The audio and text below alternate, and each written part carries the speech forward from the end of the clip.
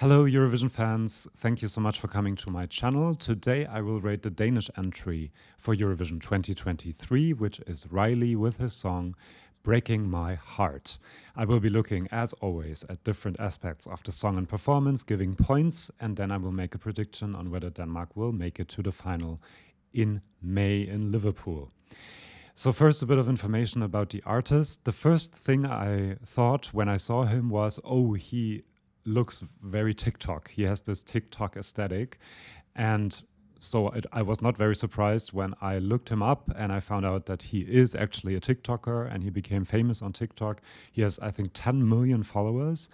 But I don't think that is the most interesting fact about him, because the most interesting fact, I think, is that he is from the Faroe Islands, which kind of belong to Denmark, but are also kind of independent.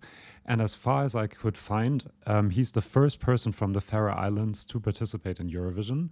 And that's why I added a Faroese flag in my little thing here I have on the side. I hope you like it. So let's get to the rating. First, I want to talk about the lyrics.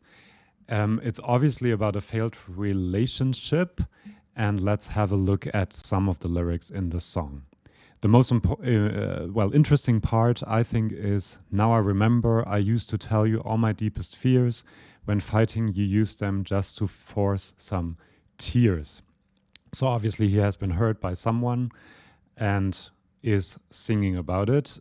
Again, I like these lyrics, but I think fears, tears is a bit lazy. And then when we go to the chorus, if we could go back to the start, bet we'd still be falling apart.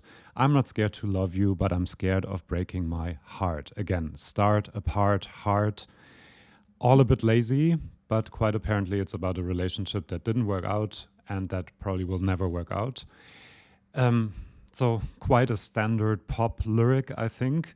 And the rhymes are just very unoriginal, I have to say. So I'm giving 2 out of 5 points for the lyrics, for effort, basically. The voice, I think he has an interesting pop voice, quite mainstream. And there's this Gen Z thing to it, where he's like, it sounds like I just don't care. It's a bit disengaged. It's like this, I don't know, quite interesting and makes it stand out. Not sure I like it yet, but it makes it stand out. He's out of breath quite a lot during the performance, I feel like, and could improve his vocal performance. On the studio track, it sounds much better. And apparently, because he's using a vocoder and not auto-tune, he can use these voice effects that he has, especially in the chorus, at Eurovision as well, because the vocoder records his live vocals and distorts them, and that is apparently allowed. If it weren't allowed, this would be a problem for this entry, I guess. But for voice, because of all the problems, I'm giving 3 out of 5 points. But as I said, I do like the tone in his voice, this very distinct tone. Now for the personality. As I said, he has this TikTok aesthetic and he looks 15, but I looked it up and he's 25 or 26. He was born in 1997.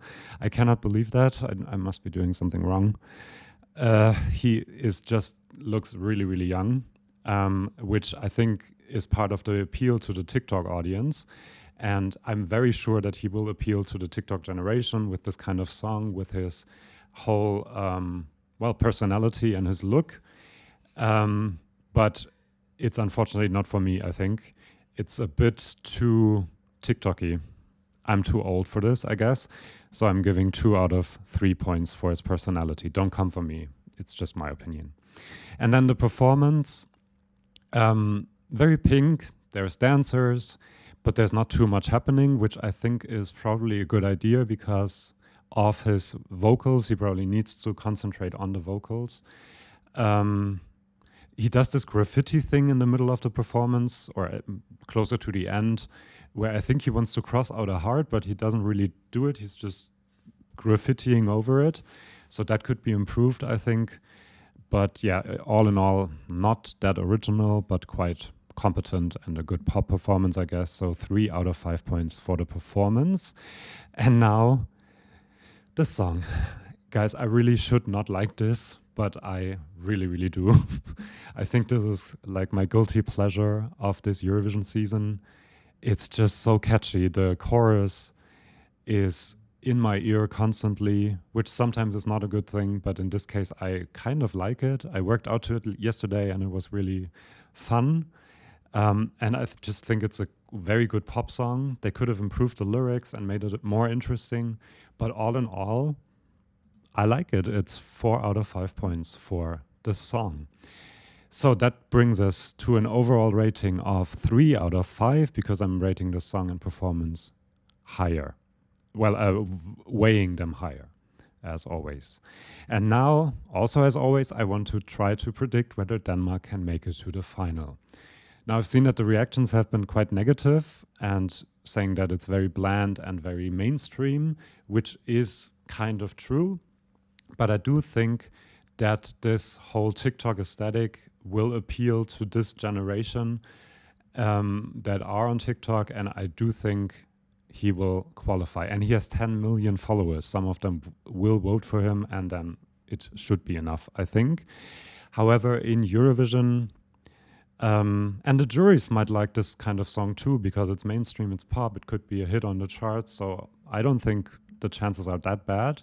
So I'm also predicting 10th to 15th place in the final. I think it could go to 7th or 8th place. But the way it looks and sounds now, I think it could be like 12th, 13th kind of thing.